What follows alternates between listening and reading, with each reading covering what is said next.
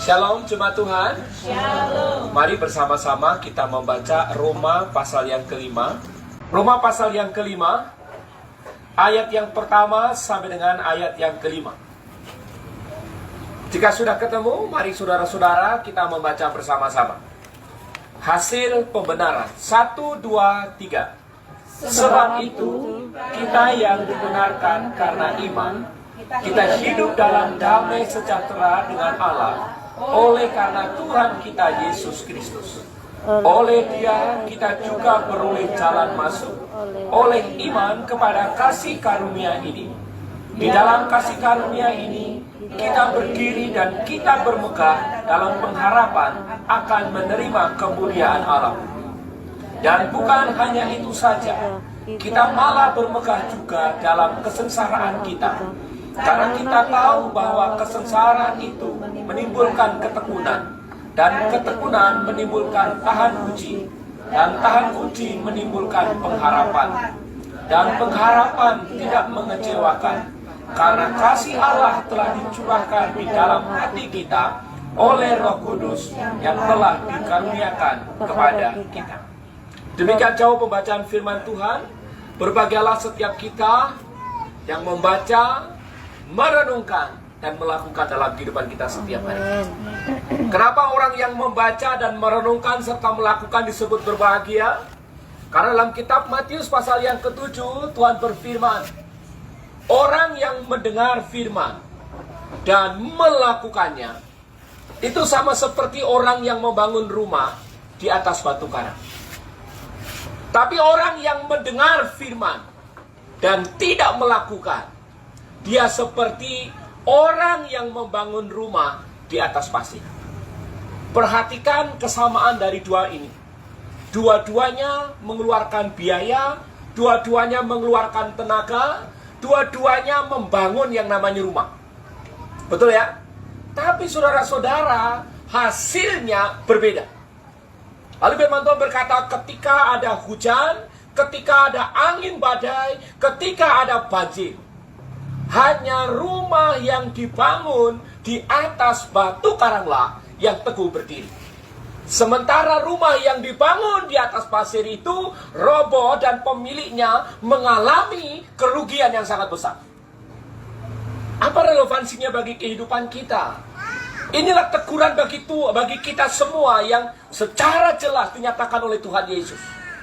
Kita kalau hanya mendengar dan tidak melakukan firman, tidak jaminan kita akan teguh berdiri dalam menghadapi dunia yang penuh dengan masalah ini. Hanya jika kita mendengar dan melakukan firman-Lah, kita akan sanggup menghadapi berbagai macam pencobaan, berbagai macam angin kehidupan. Karena apa? Dasar kita teguh, dasar kita kokoh. Amin. Oleh sebab itu saudara-saudara, hari Kamis kemarin saya ikut KBS di tempat ini. Lalu banyak bagian dari kita tuh sharing-sharing tentang bagaimana Tuhan menolong kita melewati badai kehidupan. Lalu saya bilang begini, selamat mensyukuri sudah melewati badai kehidupan. Dan siapkan hidupmu untuk menghadapi badai kehidupan selanjutnya. Mengapa demikian saudara? Karena selama kita masih hidup di dunia ini, yang namanya pencobaan, yang namanya masalah, yang namanya angin badai, yang namanya banjir, yang namanya hujan itu akan selalu kita hadapi. Dan hanya jika kita melakukan firman Tuhanlah yang akan membuat kita tetap teguh berdiri. Amin. Amin. Kasih tahu kiri kanan, lakukan firman Tuhan. Lakukan firman Tuhan. Amin saudara. Amin. Kenapa kok ini menjadi penekanan yang sangat penting? Karena mari kita ingat 2 minggu yang lalu saya menyampaikan kebenaran firman Tuhan dari Kisah Para Rasul 1 ayat yang ke-8. Di sana dikatakan begini, dan kamu akan menerima kuasa kalau apa? Roh Kudus turun ke atas kamu. Artinya apa? Tanpa Roh Kudus turun, kita nggak punya kuasa itu. Tapi dengan hadirnya Roh Kudus, kita punya kuasa itu. Oleh karena itu minggu yang lalu saya mengajar kita semua bahwa Roh Kudus itu yang berdiam dalam diri kita itu adalah sumber kuasa itu. Dan bentuk kalimatnya, tetapi kamu akan menerima kuasa.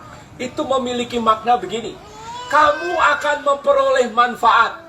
Kamu akan bisa kamu akan bisa melakukan perkara-perkara yang ajaib. Kamu bisa melakukan perkara-perkara yang besar hanya jika kamu menggunakan kuasa Roh Kudus yang sudah ada di dalam hatimu itu.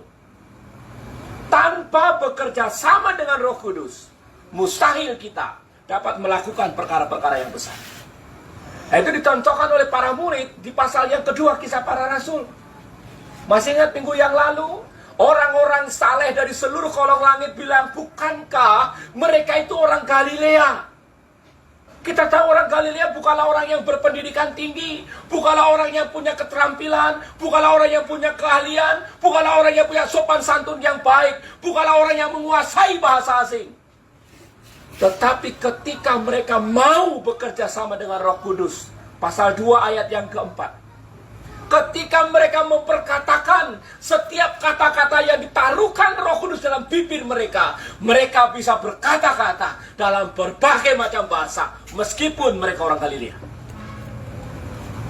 Hal yang sama bisa kita alami hari ini, asal kita mau bekerja sama dengan Roh Kudus. Amin. Amin. Saudara-saudara, Roh Kudus yang adalah sumber kuasa itu, kata firman Tuhan, tetapi kamu akan menerima kuasa kalau Roh Kudus itu turun ke dalam kamu, hatimu. Kuasa ini untuk apa?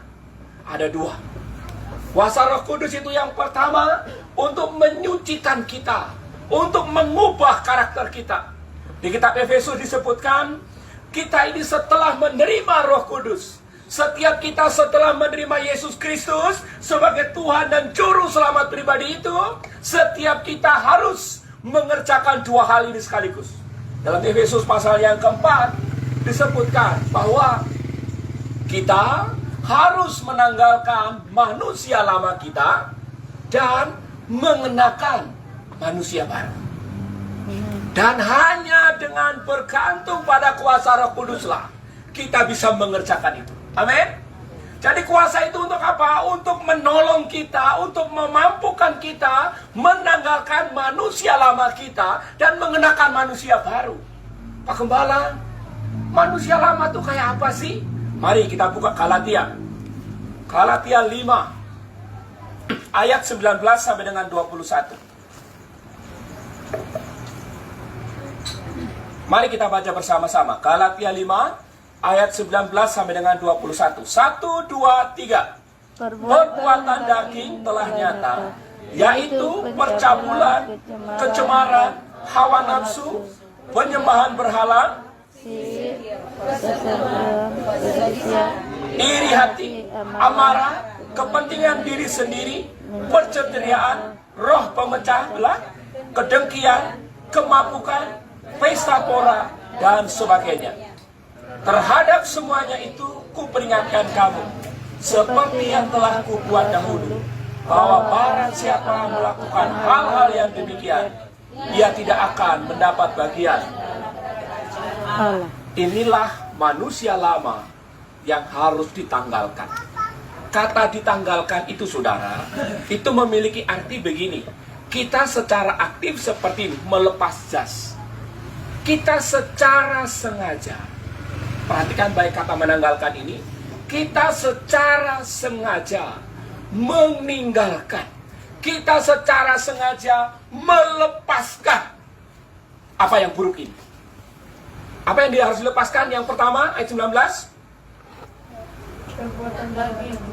Apa di situ? Ngeri kan? Yang pertama apa di sana? Percabulan. Kedua, kecemaran. Ketiga, nafsu. Keempat, Penyembahan. kelima, Sihir.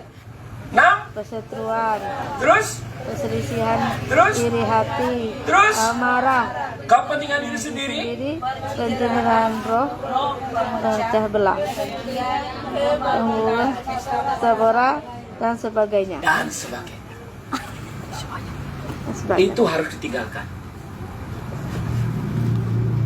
Pertanyaan saya, Bukan siapa di sini yang melakukan ini. Saya percaya kita semua ada bagiannya di situ, betul? Amin.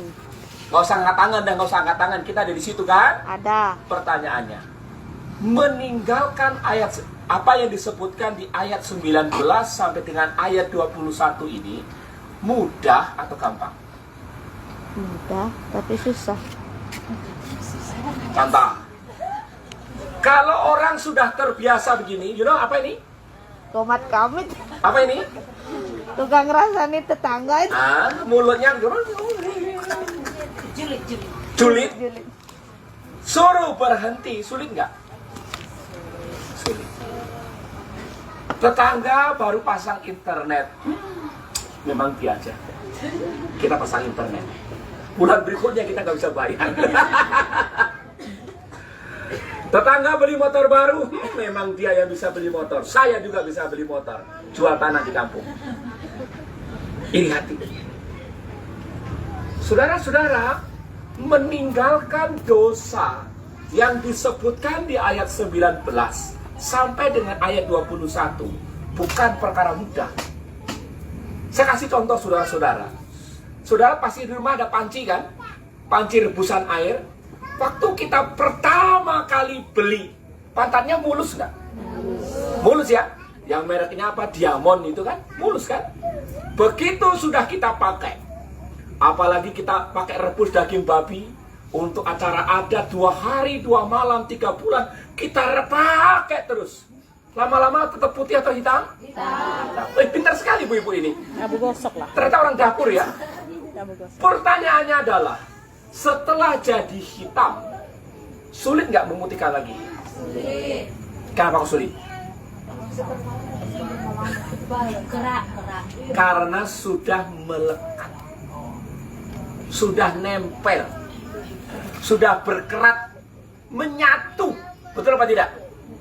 Begitu pula dengan dosa. Kenapa ayat 19 sampai dengan 21 ini sulit sekali kita tinggalkan? Karena itu sudah melekat mendarah daging dari kehidupan kita. Amin. Kasih lagi kanannya, bukan kamu kok, bukan kamu, bukan. Orang yang sudah biasa mabuk, di sini suruh berhenti nggak mabuknya? Saudara-saudara, tolong baca dulu baik-baik. Ayat 21, mabuk disuruh berhenti nggak di situ? Suruh. Mabuk harus ditinggalkan, sulit nggak? Sulit. Kenapa kok sulit? Udah melekat. Perhatikan ayat 21 saudara, bagian yang terakhir.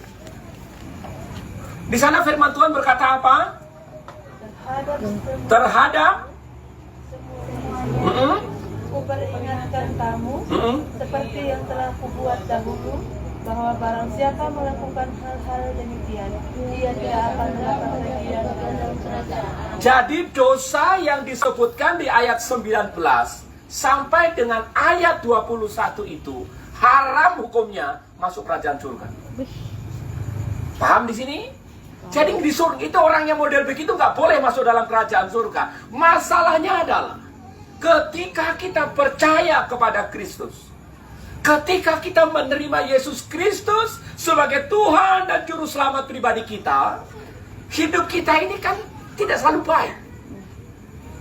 Hidup kita ini berlumpur dosa. Saya pakai ilustrasi saudara-saudara.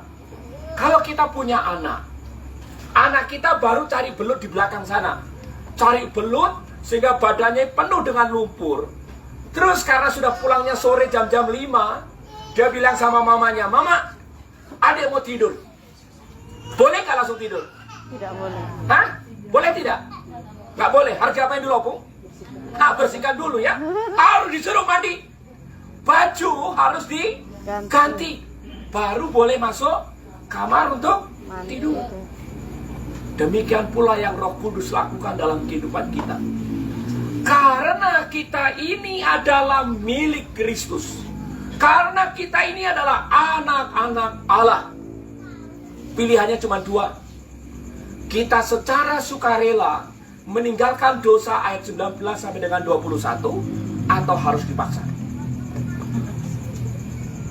Tinggalkan kemabukan secara sukarela atau kok dipaksa meninggalkan kemabukan. Beda loh ini. Beda. Kalau meninggalkan secara sukarela, kita dengan sukarela berhenti. Kalau dipaksa engkau dihajar penyakit liver, baru ampun-ampun dan berkata, mulai hari ini aku tidak akan Mabuk lagi. Kecelakaan. Kalau sukanya berantem, tahu sukanya berantem? Pokoknya begitu lihat sini kan percipraan namanya. Lihat orang di sebelah, lihat langsung ngomong, ngapa lihat? Wah. Galak. Pernah lihat model begitu? Kenapa dia lihat? Rumah sakit? Kuburan. Darahnya panas. Lalu akibat pertengkaran ngapain? Diciduk polisi, bawa ke penjara. Baru setelah diinterogasi sama polisi, ampun-ampun seperti tikus kecemplung Kali. Tapi pada waktu lagi berantem, 1000 orang pun akan dilawan. Itulah cara Tuhan. Kalau kita nggak mau bertobat secara sukarela, Tuhan akan menggunakan caranya untuk mempertobatkan kita. Karena apa? Karena kita milik Tuhan. Kalau engkau bukan anak Tuhan, Tuhan akan membiarkanmu. Tapi karena engkau adalah anak Tuhan, ketika engkau masih mengerjakan dosa yang ada di ayat 19 sampai dengan ayat 21, Tuhan akan turun tangan mengambil itu dosa. Membereskan itu dosa. Sampai kita ampun-ampun dan berkata, Tuhan ampuni aku. Pertanyaan saya, mau sukarela atau mau dipaksa? Sukarela dipaksa. Tolong digumulkan ini betul, karena ini kebenaran firman Tuhan. Sebagai hamba Tuhan, saya harus menceritakan ini. Mungkin ibu bapak akan berkata, Pak Gembala, sulit. Dari awal juga saya ngomong sulit. Tetapi sadari satu hal.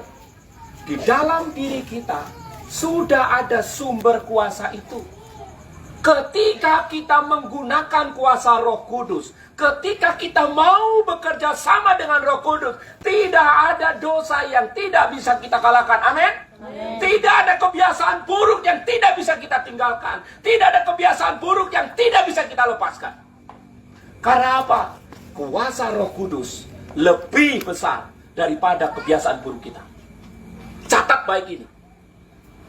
Kalau kita mengatakan, aduh, aku sejak lahir orangnya begini dan tidak bisa berubah. Pada waktu kita mengatakan hal itu, kita sedang berkata bahwa aku penuh kuasa, Tuhan tidak berkuasa. Pertobat itu. Amin. Di dalam diri kita ada kuasa yang bisa menolong kita meninggalkan dosa di ayat 19 sampai dengan 21. Tapi di saat yang sama, saudara-saudara, ingat dalam Efesus pasal 4, kita harus menanggalkan manusia yang lama dan mengenakan manusia baru. Apa yang harus mulai kita biasakan? Perhatikan ayat 22 sampai dengan 23. Tetapi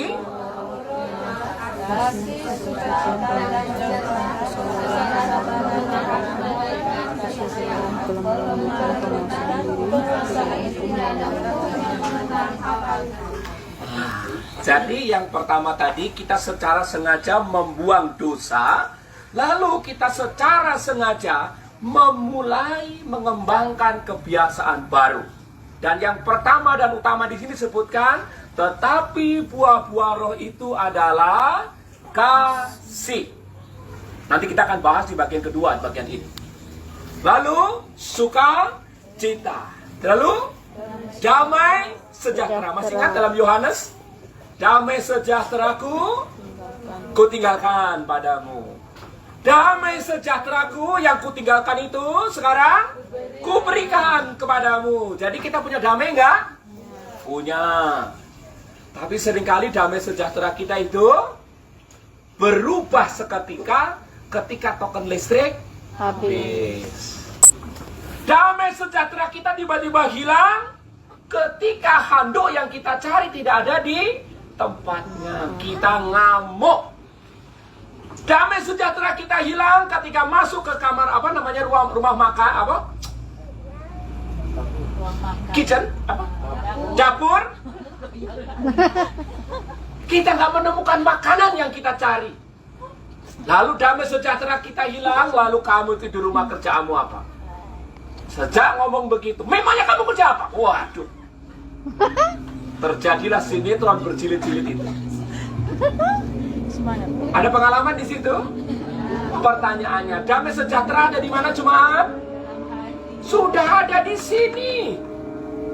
Nah, tugas kita adalah bekerja sama dengan Roh Kudus tadi itu untuk menghadirkan yang namanya kasih, sukacita, damai sejahtera, kesabaran, kemurahan, kebaikan, kesetiaan, kelemah lembutan, penguasaan diri.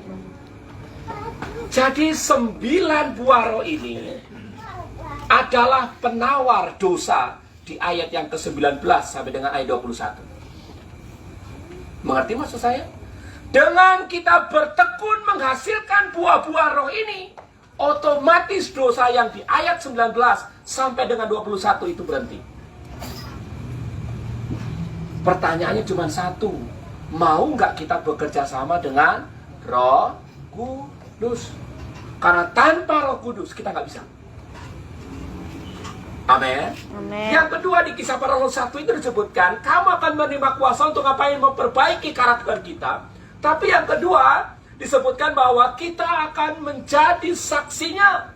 Kita akan membawa kabar keselamatan di dalam Yesus Kristus sampai ke ujung bumi. Kisah Para Rasul pasal 13 ayat 48. Nah, saudara-saudara, kenapa kok perubahan karakter ini begitu penting sebelum kita memberitakan Injil? Karena Paulus berkata, supaya ketika aku memberitakan Injil, aku sendiri tidak ditolak. Karakter dan kesediaan kita untuk bersaksi, itu dua hal yang harus berjalan bersama-sama.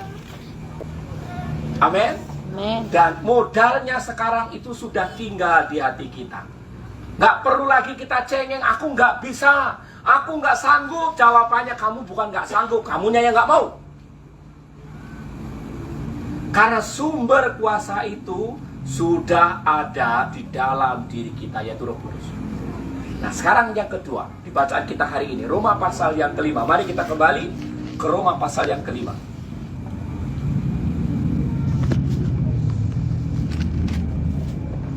Roma pasal yang kelima, mari langsung kita perhatikan ayat yang kelima. Roma 5 ayat yang kelima. Kita perhatikan di sana, 1, 2, 3. Dan pengharapan tidak mengecewakan, karena Allah telah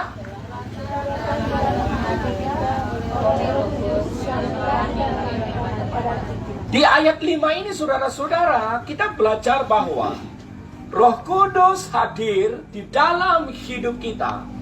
Itu sebagai tanda cinta Tuhan kepada kita. Amin. Roh Kudus hadir di dalam hidup kita. Itu sebagai tanda kasih Tuhan yang besar kepada kita. Saya mencoba membaca dari terjemahan yang lain. Misalnya terjemahan New Living Translation. Disebutkan begini. Karena Ia telah memberikan kepada kita Roh Kudus untuk mengisi hati kita dengan kasih. Jadi Roh Kudus diutus hadir di tengah-tengah kita. Itu tujuannya untuk ngapain? Mengisi hati kita dengan kasih Kristus. Katakan amin. Amin. Roh Kudus diutus untuk hadir dalam kehidupan kita. Itu untuk mengisi hati kita dengan kasih Kristus. Dan di terjemahan yang lain lagi, International Standard Version, disebutkan begini. Karena kasih-Nya telah mencurahkan ke dalam hati kita melalui karya Roh Kudus yang telah diberikan kepada kita. Jadi, Roh Kudus hadir di dalam kehidupan kita bukan hanya untuk memenuhi, tapi terjemahan daripada International Standard Version itu menyebutkan untuk, dalam bahasa Inggrisnya itu pour out, menuangkan. Nah, biar mengerti kalimat ini, izinkan saya pakai ilustrasi. Di rumah yang mandinya pakai shower ada? Pakai shower? Hah? Berarti nasibnya sama dengan saya ya, pakai gayung ya, pakai gayung. Saya nanya yang tinggi dulu, yang tanya tinggi dulu. Ternyata nggak ada, ya sudah, berarti nasib kita sama. Kita pecinta gayung bukan? Tapi kita bukan nenek gayung. Perhatikan ibu bapak, pada waktu kita mandi pakai gayung, air kita cedok begini, mandinya itu cuma sedikit-sedikit begini, set begitu, atau yang begini, pop, biur, biur. Yang pertama atau yang kedua? Regu A? Regu B? Kedua ya. Jadi cedot tuang semua, cedot tuang semua, sampai baju-baju pun ikut basah begitu kan? Saking semangatnya, apalagi sambil nyanyi, sekarang saya sudah mabuk, kalah. Itulah yang dimaksud dengan pour out, mencurahkan kasihnya kepada kita. Jadi pertanyaan saya adalah, kasih Tuhan dalam kehidupan kita itu isinya setengah atau penuh? Hah? Mulai bingung kan? Jika Roh Kudus diutus untuk mencurahkan cinta kasih Kristus kepada kita, maka kasih Kristus dalam kehidupan kita itu sifatnya penuh atau cuma separuh? Penuh. Siapa yang percaya penuh? Angkat tangan. Penuh? Dirimu dikasih Tuhan secara penuh? Dirimu dipenuhi dengan kasih Kristus? Amin. Amin. Nah, begitu ditanya dirimu dipenuhi kasih Kristus, mulai ragu-ragu. Firman Tuhan berkata, ketika Roh Kudus hadir dalam kehidupan kita, kita tidak akan pernah lagi kekurangan kasih sayang. Amin.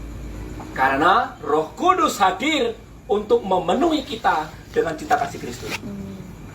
Masalahnya adalah, kita ini seringkali jadi orang yang kurang kasih sayang. Walaupun, ingat ayat 5, Roh Kudus sudah hadir memenuhi kita dengan kasih Kristus. Betul apa tidak? Kita ini seringkali jadi orang yang kurang kasih sayang. Lalu kita mencoba mencari, bukan kepada Kristus, tapi mencari dari tempat lain. Dan ujung daripada semuanya itu kecewa. Mau contoh? Mau ya? Di sini siapa yang nggak punya Facebook? Aku. Semua punya? Di sini siapa yang nggak punya kameranya? Nggak ada kamera apa? Nggak punya handphone yang nggak ada kameranya? Aku. Ada tapi jelek. Semua ada ya? Ada tapi jelek. Termasuk miliknya Miss Dian yang rusak itu, ya kan? Tapi punya kan? Perhatikan, setelah kita foto, cekrek dengan filter maut ala apa namanya, kameranya Pak Gembala gitu kan? Wih, keren! Lalu diposting ke Instagram, diposting ke Facebook. Wih, posting karena fotonya itu spektakuler, membahana sejagat raya. Yang like mulai banyak. Like, ada love, like, love. Wih, begitu kita buka tutut begitu ya kan? Like, love, like. Nah, kemudian bukan hanya like dan love. Ternyata karena saking bagusnya itu, yang komen juga banyak. Amazing, spektakuler, wow, dahsyat, yes. Pokoknya komennya bagus-bagus. Sampai 100 komen. Lalu, seneng gak kita? Seneng ya? Ya ampun, fotoku loh cuman begitu doang, yang nonton ada 1.500 orang. Ya ampun, itu kan. Ya ampun, itu padahal sombong banget dalam hati kan. Lalu yang komen tadi ada 100. Kemudian ada lagi yang komen, yang nomor 101. Ya, yang komen nomor 101 tadi komennya begini, lebay. Mati kan? Pertanyaan saya ibu bapak, pertanyaan saya. Tadi yang like banyak kan? Yang love banyak? Banyak. Yang ngomong spektakuler, dahsyat, yes tadi banyak nggak? Banyak, ada 100. Yang kita perhatikan, yang banyak baik-baik tadi atau yang satu? Yang komen nomor 101? 1. Hah? 101. Ayo. Yang kita perhatikan komen dari komen nomor 1 sampai nomor 100 atau komen nomor 101? 101. Yang apa tadi itu? Lebay. Lebay. Begitu kita lihat kata lebay itu, kita diam atau respon? Respon dong. Apa? Sini. Biarin. Replay. Apa replaynya? Biarin, Je. Biarin, Je. Apa lagi? Itu masih sopan. Masih sopan. Hah? Suka-suka. Ini mulai ngambek. Ngaca lu. Nah, itu udah mulai marah. Apalagi? Emang gue pikirin. Emang gue pikirin. Menghibur hati. Masa bodoh. Itu mengapa namanya menghibur hati juga. Ada lagi yang begitu kata lebay itu, replaynya apa? Iri bilang bos. Dari situlah terjadi yang namanya perang komen. Pertanyaan saya, hati kita sejahtera jadinya? Tidak. Jadi kita mendapatkan cinta yang kita inginkan? Tidak. Ini yang sering kali salah kita lakukan. Kita tampil, kita modif motor, kita bergaul dengan sana kemari dengan harapan supaya kita diterima. Kita harus berhenti itu hari ini. Karena Tuhan sudah mencintaimu dengan cinta yang kekal. Amin. Tuhan sudah menerimamu apa adanya. Apapun kondisi kita, Tuhan cinta. Perhatikan ayat yang ke-8. Roma 5 ayat yang ke-8. Roma 5 ayat yang ke-8. Sudah ketemu? Mari kita baca bersama-sama. 1, 2, 3. Akan tetapi Allah menunjukkan kasihnya kepada Allah karena Kristus telah mengasihi. Pertanyaan saya, kapan Tuhan menunjukkan cintanya yang besar itu kepada kita? Ketika kita masih aktif berbuat dosa, itu sudah Tuhan cintai. Apalagi sekarang kita sudah jadi anak-anaknya, tambah cinta nggak Tuhan? Tambah. Jadi jangan cari cinta yang lain. Amin. Kasih tahu kiri kanannya, jangan cari cinta yang lain. Cari cinta yang lain. Jangan coba-coba. Buat anak coba-coba. Ada lagu dangdut saudara-saudara. Tapi kalau saya ajak nyanyiin, tapi saudara juga tidak bisa. Bisa lah. Lagunya begini. Yesus kekasih jiwaku. Terus, sungguh ku percaya padamu. Karena kasihmu padaku. Oh haleluya. Yesus harus menjadi cinta kasih kita. Karena cintanya yang besar itu sudah dilimpahkan dan selalu penuh dalam hidup kita. Cintanya nggak pernah berkurang. Pada waktu engkau jatuh dalam dosa, pada waktu engkau sedang baik-baik saja, cinta kasih Kristus tetap sama. Amin. Amin. Amin. Nah, mari kita perdalam lagi sekarang ayat yang kedua. Perhatikan ayat yang kedua. Jadi, oleh karena kita ini dicintai oleh Kristus. Oleh karena kita menjadi orang-orang yang selalu dipenuhi dengan cinta kasih Kristus. Perhatikan ayat yang kedua. Oleh Dia, kita juga beroleh jalan masuk oleh iman kepada kasih karunia ini. Di dalam kasih karunia ini kita berdiri dan kita bermegah dalam pengharapan. Kata bermegah di sini saudara, ini memiliki makna tetap berkepala tegak. Saudara tahu kalau orang malu kayak apa? Kalau berpapasan dengan kita, orang itu malu. Misalnya saya punya hutang sama Bu Meli. Saya bilang sama Bu Meli, Bu Meli, saya hutang dong uang 500.000. Besok sore. Berarti kalau besok sore itu hari apa? Senin sore. Saya kembalikan. Karena Bu Meli ini saya murah hati dan baik hati sekali dan tidak sombong. Maka Bu Meli itu ngasih pinjaman. Ini Pak Gembala, saya kasih pinjam 500. Besok Pak Gembala nggak nongol. Lusa Pak Gembala tidak nongol. Sabtu Pak Gembala tidak nongol. Nongol pun hari Minggu. Pertanyaan saya, ketika hari Minggu Bu Meli datang ibadah, Pak Gembala khotbah. Pak Gembala berani lihat Bu Meli nggak? Hah? Berani lihat nggak? Nggak. Kenapa? Malu. Malu. Karena apa? Nah, jadi menunduk gini loh. Jadi kalau khotbah Bu Meli di situ kesini aja gitu ya. Tetapi kalau kasusnya begini bagaimana? Bu Meli, saya pinjam uang 500.000. Kebetulan uang saya kurang. Bu Meli kasih pinjam 500.000. Besok jam 9 pagi, saya datang ke rumahnya Bu Meli, membawa uang 700.000. Bu Meli, ini pinjamanku kemarin dan 200.000 ini berkat untuk Bu Meli. Hari Minggu saya ketemu Bu Meli bagaimana? Hei, apa kabar Bu Meli? Haleluya, gitu kan? Mukanya bagaimana? Nggak naik pun akan dibuat naik. Itu yang namanya bermegah. Ini yang namanya kita tetap dapat menegakkan kepala. Karena apa? Karena kita jadi orang yang dikasihi Tuhan. Dan akibatnya apa? Perhatikan ayat yang kedua. Ayat kedua sana disebutkan, oleh Dia kita juga beroleh apa di sana? Jalan masuk oleh iman kepada kasih karunia ini. Saudara, jalan masuk di sini itu memiliki makna yang sangat khusus. Kalau saudara-saudara pernah lihat event, ada namanya panitia atau IO. Saya dulu waktu di Jakarta pernah kerja di IO. Lalu kalau orang IO itu, panitia IO itu selalu pakai ID card. Ya, ID cardnya itu ada tulisannya. Misalnya Simon Supriyadi, lalu bawahnya ada tulisannya. Misalnya backstage. Berarti saya hanya boleh di area backstage. Kalau ada tulisannya misalnya floor manager, berarti saya harus mengurusi orang-orang yang di depan itu. Kalau misalnya urusan di bawah tulisannya Simon Supriyadi, lalu di bawah name tag-nya itu tulisannya adalah multimedia. Saya hanya boleh mengakses multimedia, tidak boleh ke yang lain. Tetapi kalau tulisan gini, Simon Supriyadi, di bawahnya free access, saya boleh kemana?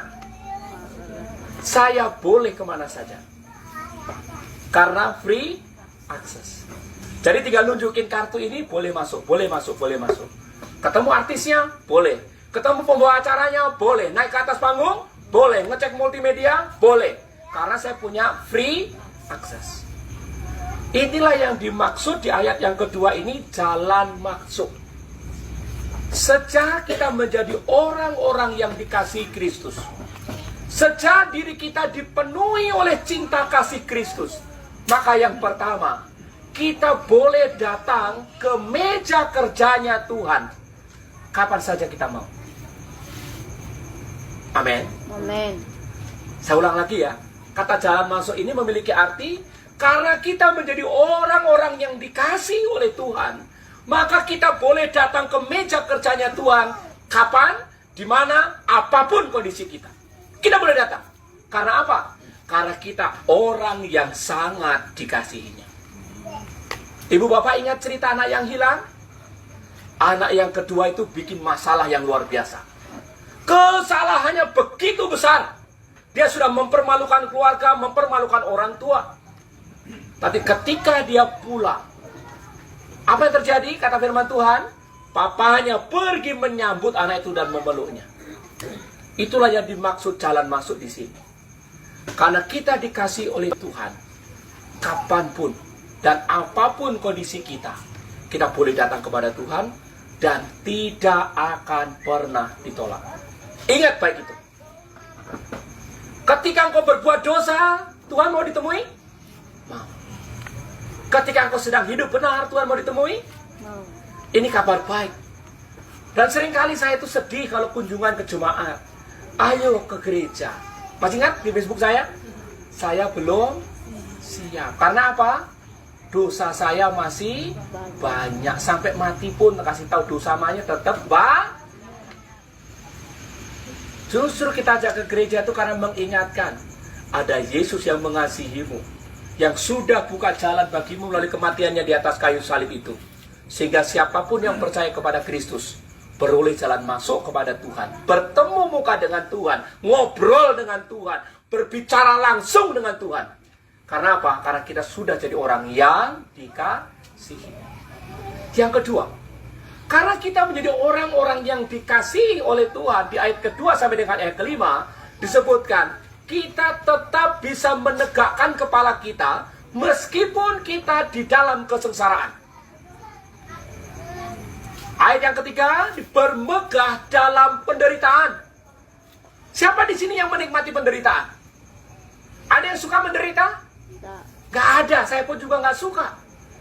Tetapi firman Tuhan bilang apa? Karena kita dikasihi oleh Tuhan, karena cinta kasih Tuhan melimpah dalam kehidupan kita, maka kita bisa bermegah, tetap menegakkan kepala kita walaupun kita hidup di dalam kesengsaraan. Kata kesengsaraan ini satu kondisi di mana kita sedang terhimpit dan sepertinya tidak ada jalan keluar. Itu namanya kesengsaraan. Kalau boleh saya ilustrasikan, kita terjepit kiri dan kanan, di depan jalan buntu, di belakang ada singa. Mati nggak kita ini? Hai Tuhan, sudah selesai laku ini. Ini yang dimaksud kata sengsara ini. Tapi mari perhatikan ayat yang ketiga, saudara-saudara. Ada pola yang menarik di ayat ketiga itu. Dan bukan hanya itu saja, kita malah bermegah, masih ingat yang kata bermegah tadi itu? Dalam kesengsaraan kita, karena kita tahu bahwa kesengsaraan itu, apa di sana? Menimbulkan ketekunan. Apa yang dimaksud menimbulkan di sini? Saya kasih ilustrasi lagi. Ibu bapak tentunya tahu kan kelapa? Kelapa itu setelah diparut keluar santan nggak? Keluar. Setelah diparut dibiarkan saja keluar santan nggak? Nggak ya. Setelah diparut baru diperes begini, baru keluar. Mama saya itu kalau ngajari dulu, neneknya Doni itu gini, kalau sudah parut, peres tangannya harus begini. Nah, jadi ngalir sini ya. Ya. Hanya dengan dipereslah santan keluar. Paham di sini? Tanpa diperes, kelapa itu tidak mengeluarkan santan. Paham? Nah, ini yang dimaksud kata di sini, yang menimbulkan. Artinya, ketekunan itu akan muncul hanya jika ada kesengsaraan. Amin. Ketekunan itu akan muncul hanya jika kita menghadapi yang namanya situasi-situasi yang sangat-sangat menyesakkan dada. Dari situlah lahir yang namanya ketekunan. Ketekunan ini bahasa lainnya adalah keadaan, kemampuan untuk tabah, kemampuan untuk kuat, kemampuan untuk brave, bahasa Inggrisnya itu. Tetap perkasa.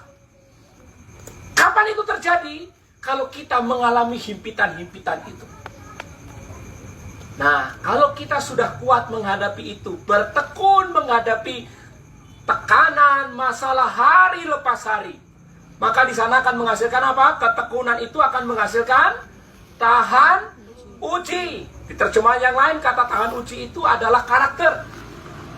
Dengan kata lain, karakter yang teruji itu lahir dari ketekunan kita hidup dalam proses Tuhan.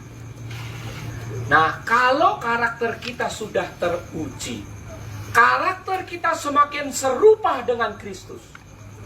Kita mengharapkan sesuatu kepada Kristus, pasti diberi nggak? Saya ulang sekali lagi. Kalau gambar Kristus itu sudah nyata dalam diri kita, kata firman Tuhan, kalau rupa Kristus itu sudah nyata dalam diri kita, kita ini menjadi seperti yang dikehendakinya. Apa yang dijanjikan pasti kita terima nggak? Ya. Pasti. Itulah sebabnya pengharapan itu tidak mengecewakan. Karena apa? Karena kita orangnya dikasihinya. Jadi jika hari ini kita harus menghadapi proses hidup yang sulit, proses hidup yang berat, harus melewati lembah air mata, ingat selalu, ada cinta kasih Kristus yang selalu ada di dalam hidup kita. Mari kita berdoa.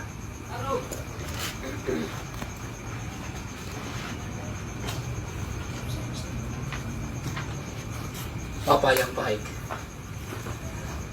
hari ini kami menengadahkan hati kami kepada Tuhan.